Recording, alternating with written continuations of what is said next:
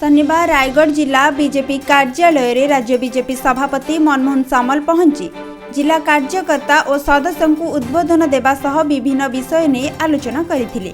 श्री सामल कोरापुट रास्ता जोगे दिन प्राय 11:30 समय पहुंची।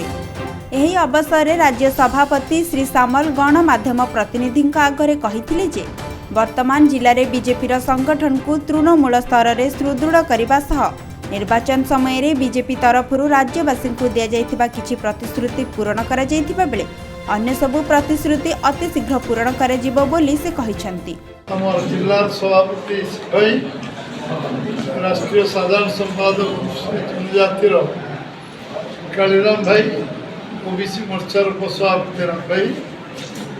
उपस्थित समस्त सांबादिक भाई मान आज मोर द्वितीय दिन गस्त कल गतकाल कोरापुट जिले में एवं निर्वाचन पर मते रायगढ़ को आसवा सुजोग मत मिली गोटे द्वितीय थर तृतीय थर गस्त आम 30 जिले केंद्र सरकार अनुजाई 30 जिले में पूर्णांग मेडिकल कॉलेज कर पर्यायक्रमे कर वर्ष आम मेडिकल कॉलेज जो जो मैंने आवेदन करेंगे प्राइवेट हूँ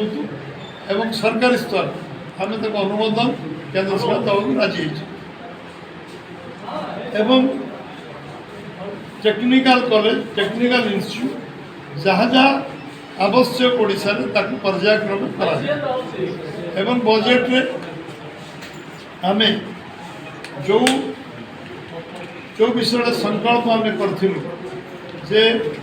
आम पर्यटन शिल्पर विकास कर टूरिज्म उपर सर्वाधिक गुरुत्व देवु कारण एम्प्लॉयमेंट जनरेशन एकमात्र रास्ता है टूरिज्म।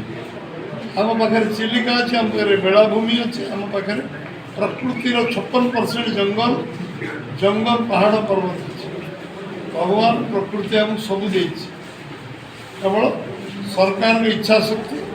75 वर्ष भितर जो जगार पहुँचा आज पर्यटन शिल्प को गुरुत्व आम दबू एवं पर्यटन शिल्प सबुठ सर्वाधिक इन्वेस्टमेंट आम कर बजेट प्रोविजन अनुसार करूँ केंद्र सरकार सहायता अनुसार करूँ बाहर जो मैंने इन्वेस्टमेंट करने आसवे से इन्वेस्टमेंट पर्यटन शिल्प व्यापक इन्वेस्टमेंट कले ये कोटी कोटी युवक को कर्म संस्थान मिल पार शिल्प मिल कर्म संस्थान कृषि मिल कर्म संस्थान एवं विभिन्न सरकारी पदपदवी मिल सबुठ बेसी मिल पर्यटन शिल्प कारण आज आम पाखे जहाँ अच्छे आम भारत वर्षर अन्य कर्मयुक्ति पर्यटन क्षेत्र दे पार ओडिशा लोक जो दादन हटिया जाऊँ बंद कर पर्यटन एकमात्र सबुठ भल रास्ता जो लोक आम आत्मनिर्भरशील कर। रायगढ़ विजय कुमार दास का रिपोर्ट खबर ओडिशा।